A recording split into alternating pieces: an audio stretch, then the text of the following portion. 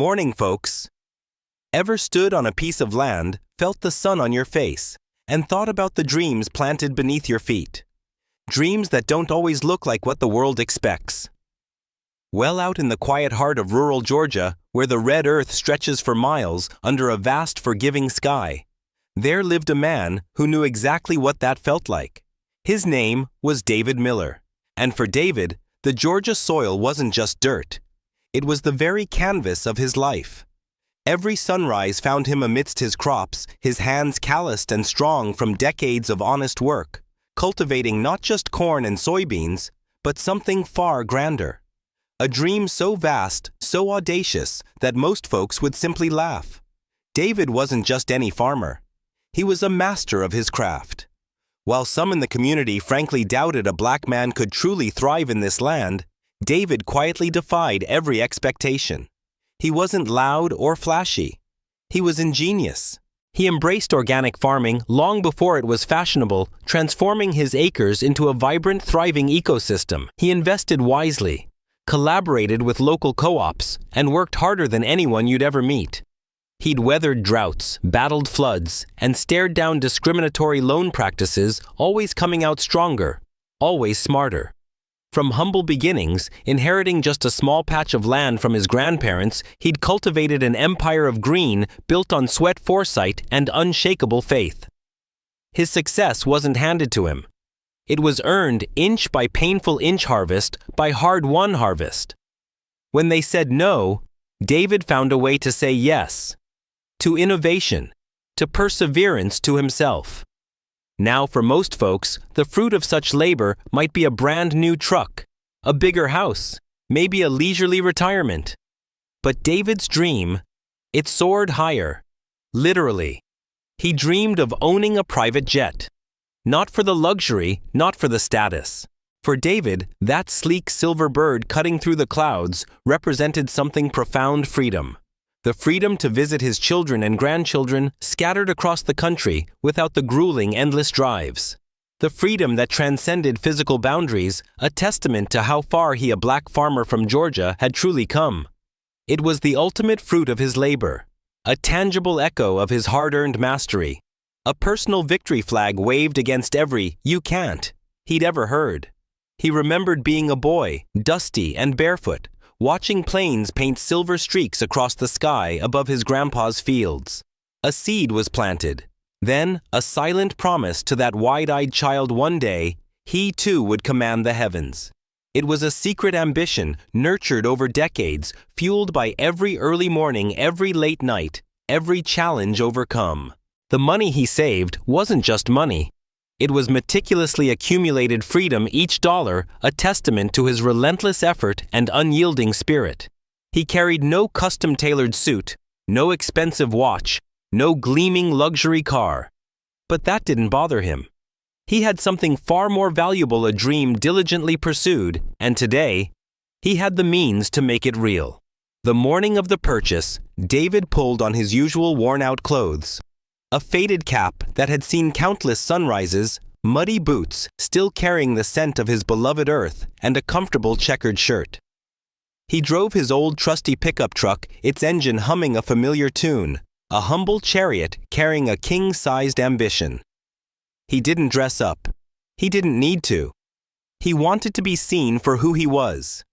David Miller, a man of the earth, a man of his word, a man making his dream a reality.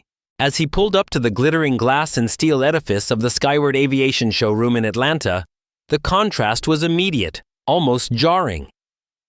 Gleaming aircraft shimmered behind massive windows. Polished marble floors reflected the dazzling lights.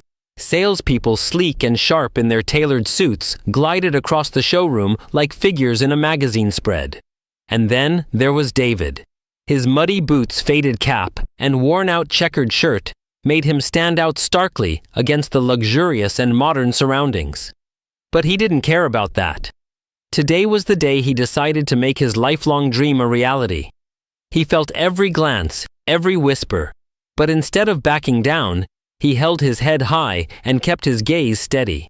He was here for a plane, and nothing, not even the unspoken judgment in the air, would deter him. He was about to learn a tough lesson that the world often makes the mistake of judging a book by its cover. A mistake that would soon unfold in the most public and painful way imaginable. But David Miller, the unseen dreamer, was ready. He was ready to walk into that showroom and unknowingly into a battle that would redefine success, not just for him, but for everyone who heard his story. The quiet ambition was about to meet the storm. Stepping onto those polished marble floors, David Miller felt the weight of every judging eye. It wasn't curiosity. It was a cold, piercing disdain.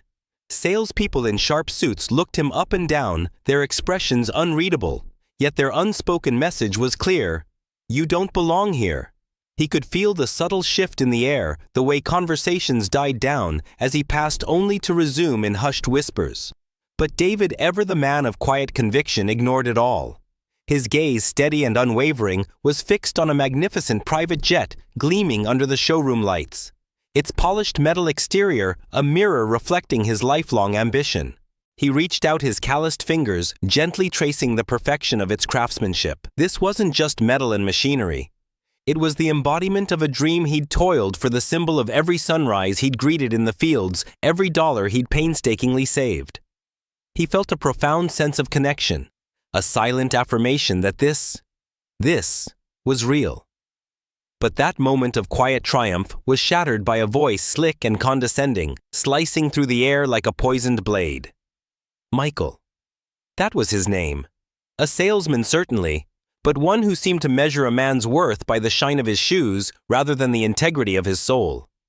He approached David slowly, each deliberate step echoing like a calculated assertion of dominance. His gaze swept over David's work clothes, then back up to his eyes, a smirk playing on his lips. "Excuse me," Michael began, his tone dripping with disdain. "Are you sure you're in the right place? This is an airplane showroom, not a gas station." The words were laced with outright insult. He continued, his voice rising just enough for others to hear. "I think you might find something more fitting for yourself over at the used car parts store. This place is for people who know what they're doing and actually have the means." It wasn't just a slight. It was a deliberate public humiliation. David's silence wasn't born of weakness, but of a deliberate choice to remain composed. He took a deep breath, his gaze calm, his focus unwavering on the one thing that mattered, making his dream a reality. But the silence didn't last. The whispers, which had momentarily quieted, now grew bolder. "What does he think he's doing here?" came a voice from a nearby group. "Probably imagining he's a pilot." Another chimed in, "He's probably just here to take pictures." And then cruelly, "Pictures, I bet he thinks this is some kind of giveaway." Laughter followed, sharp and dismissive. Some of the comments carried an unmistakable racial undertone, casual yet cutting. "I don't think this is a place for someone like him. Maybe he should stick to working in the fields." These words, though seemingly light, cut deep, like an invisible blade slicing into David's sense of dignity. They attacked his very identity, a black man who had worked tirelessly, defying generations of systemic barriers to achieve what he knew he deserved. David could feel every gaze landing on him, not out of curiosity, but judgment and scorn. It was a suffocating pressure, the weight of being judged and dismissed simply for existing in a space where they believed he didn't belong. This is the tragic mistake so many make, judging a book by its cover, failing to see the chapters of grit, sacrifice, and quiet triumph that lie beneath. David turned resolute, making his way towards another salesperson, determined to get the information he needed. But Michael, like a shadow, reappeared, blocking his path. "Back again." He scoffed, his tone as condescending as before. "What do you want this time? I thought we made it clear this isn't the place for you. These planes aren't just for looking at." The implication was clear. David was a nuisance, an interloper. Just as David's composure was about to snap, a warm, reassuring hand landed gently on his shoulder from behind. "Thomas David, I didn't expect to see you here." A familiar voice, warm and friendly, broke through the tense atmosphere. David turned to see Marcus Harrison. Marcus, impeccably dressed in a tailored suit, was a successful black businessman and an old friend from their hometown. His presence, calm and dignified, was a stark contrast to the venomous atmosphere. Marcus's smile was genuine, his eyes alight with recognition. He gave a quiet chuckle. "Don't tell me you're here to buy a plane." When David, a touch hesitantly, admitted his intention, Marcus's hand tightened on his shoulder, a silent affirmation of support. "You don't need to worry about them, David." Marcus said, his voice low but firm, a clear message to Michael and the curious onlookers. "They don't understand you, and honestly, they don't matter. Remember who you are. You've worked hard your entire life to get here.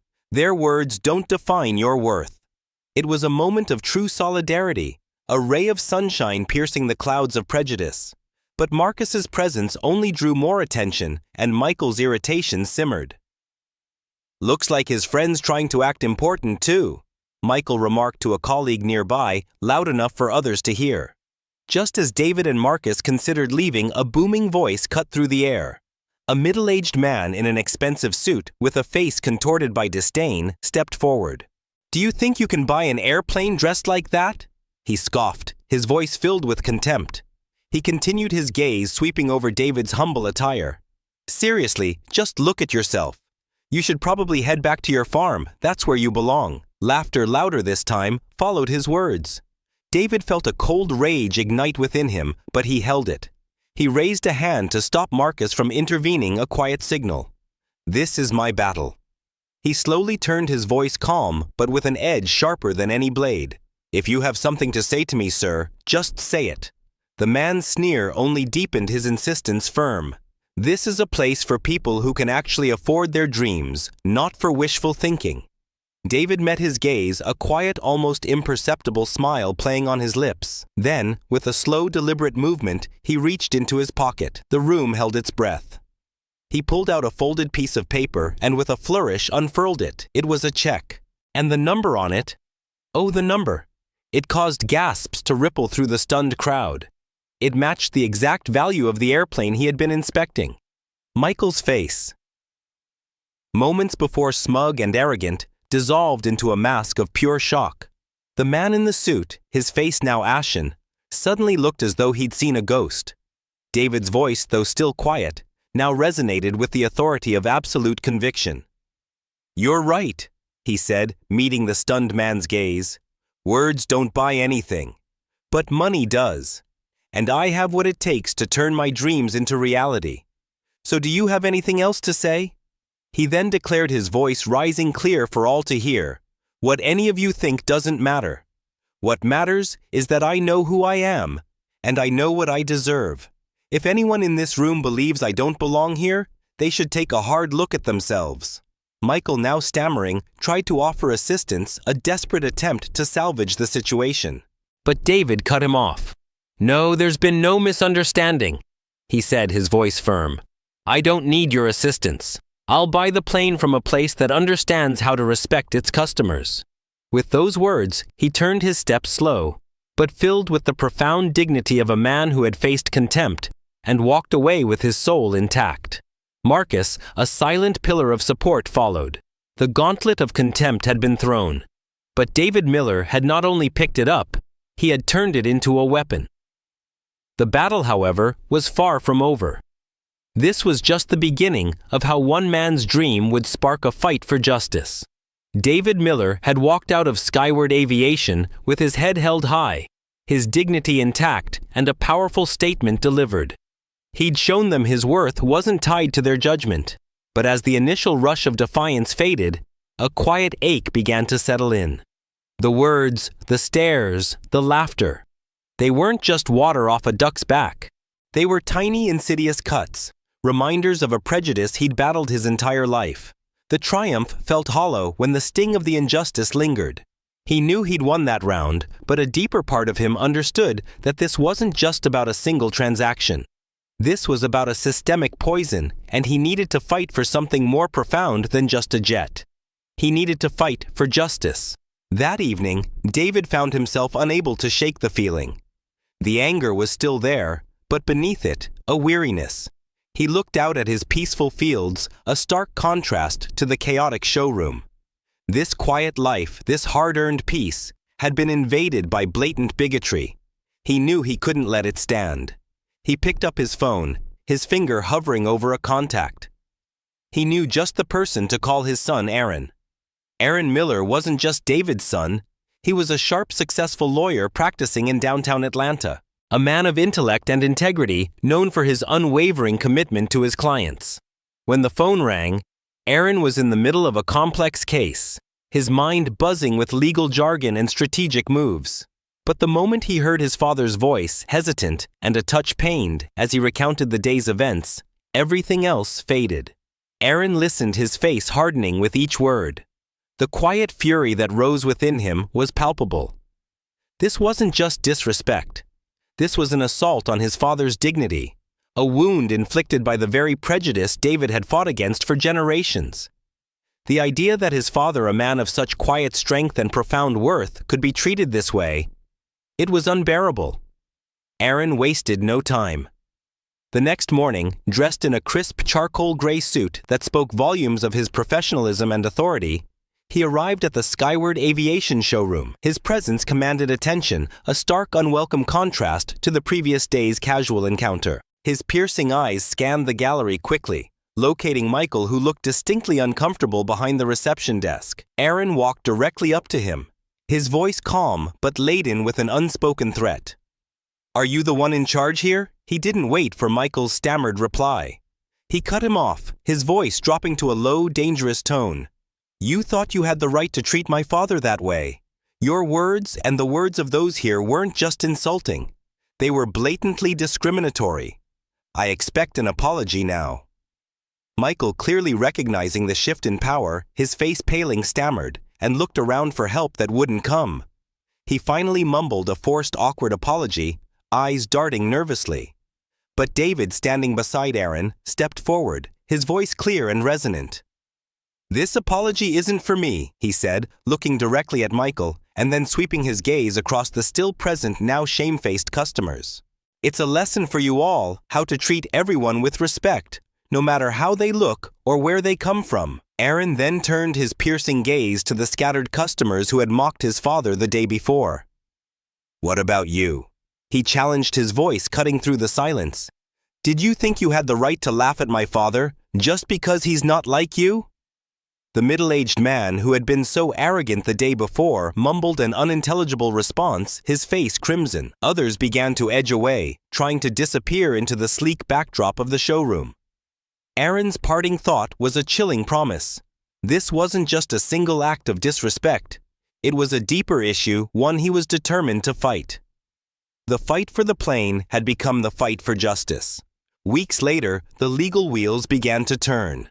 A comprehensive lawsuit was filed against Skyward Aviation for discriminatory practices and humiliating a customer. Aaron, with David's quiet but firm support, led the legal team, meticulously gathering evidence.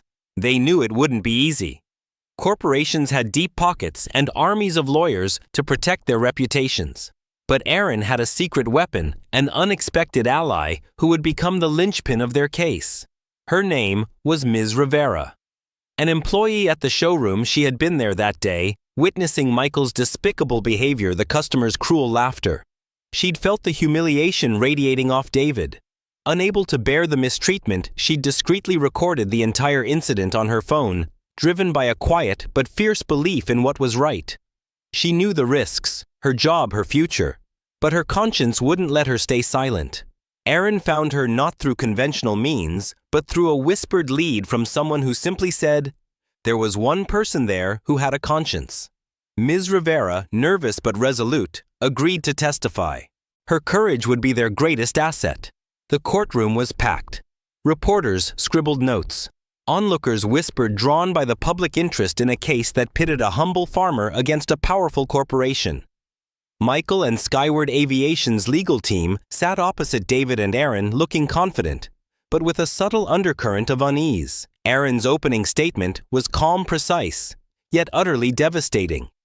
He painted a vivid picture of the events, highlighting the painful truth that discrimination not only existed but was being tolerated, even encouraged in modern business environments. The company's defense predictably attempted to dismiss it all as mere misunderstandings or unfortunate miscommunications. Then Aaron called Ms. Rivera to the stand. Her voice trembled slightly as she began her testimony describing the events of that day. But it was what came next that sent a ripple of shock through the courtroom. Aaron asked her to play the recording. The small phone connected to the courtroom's audio system suddenly filled the silent room with the chilling, undeniable sounds of that day.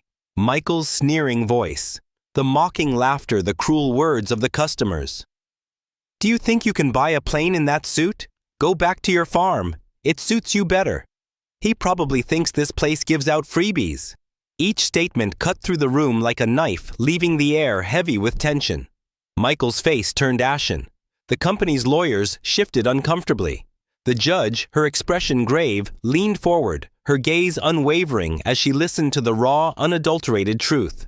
Aaron then delivered his powerful rebuttal, his voice rising with righteous indignation.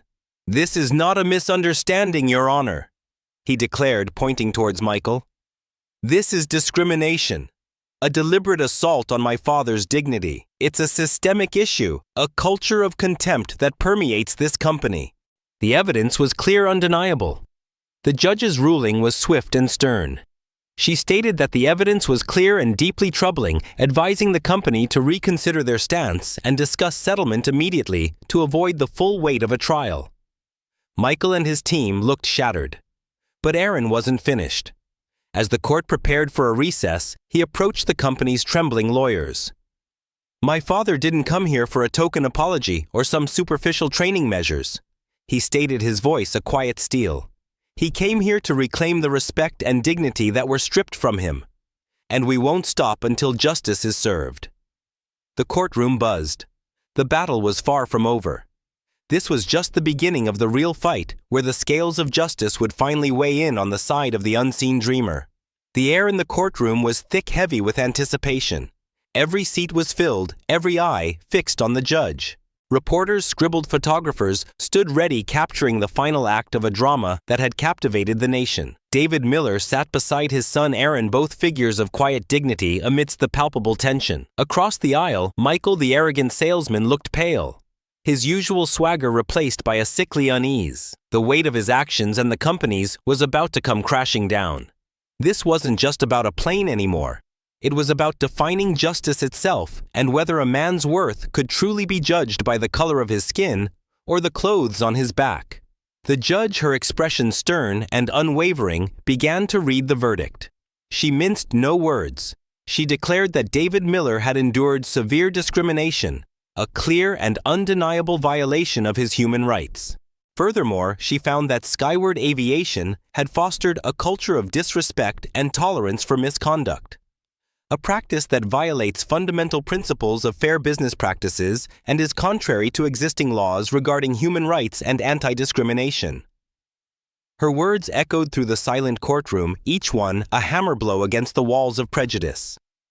The consequences were clear, decisive, and uncompromising. First, Skyward Aviation was held directly responsible and ordered to pay a substantial fine, $500,000. This sum, she stated, would not only compensate David for his ordeal, but also be used to fund vital anti-discrimination programs across the community. Second, the company was mandated to implement rigorous mandatory training programs on equality and anti-discrimination to be supervised by an independent body, ensuring real change, not just lip service.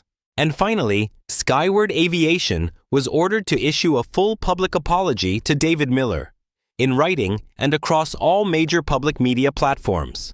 Murmurs rippled through the courtroom, a mix of satisfaction and shock. Michael's face crumpled, the last vestiges of his arrogance draining away. The company's legal team sat in stunned silence. David and Aaron exchanged a quiet glance, a shared nod of profound understanding. "You did it, Dad," Aaron whispered, his voice thick with emotion.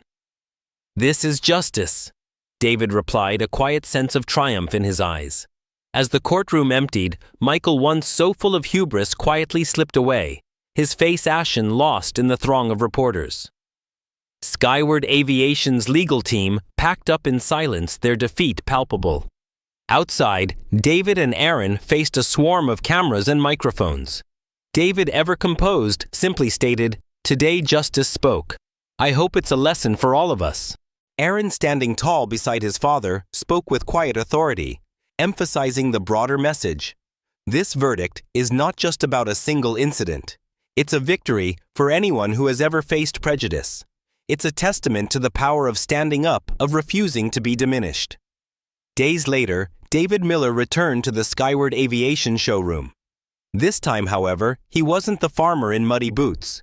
He was impeccably dressed in a tailored suit, his leather shoes gleaming, his presence commanding attention. This wasn't about showing off. It was a powerful statement of his inherent worth, a quiet proclamation that his value was undeniable regardless of attire. The showroom, once bustling, was now eerily subdued.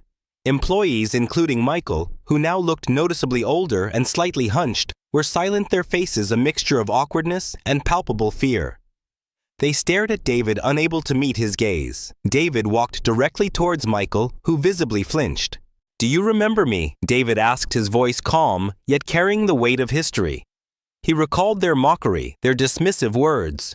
"I'm not here to buy a plane from you," he stated, his voice clear and resonant.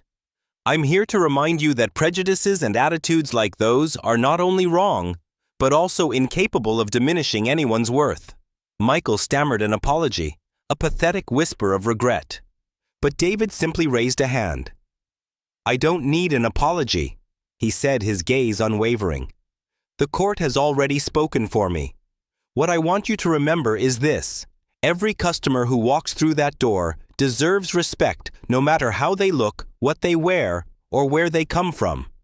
He turned, a silent, powerful victory declared. He didn't need their apology. He needed their understanding. And he needed his plane. David and Aaron walked past the frozen employees straight to another display. A rival company's sleek modern jets. Here, a new salesperson, genuinely respectful and professional, immediately greeted them. "How may I help you, sir?" he asked, his tone open and welcoming.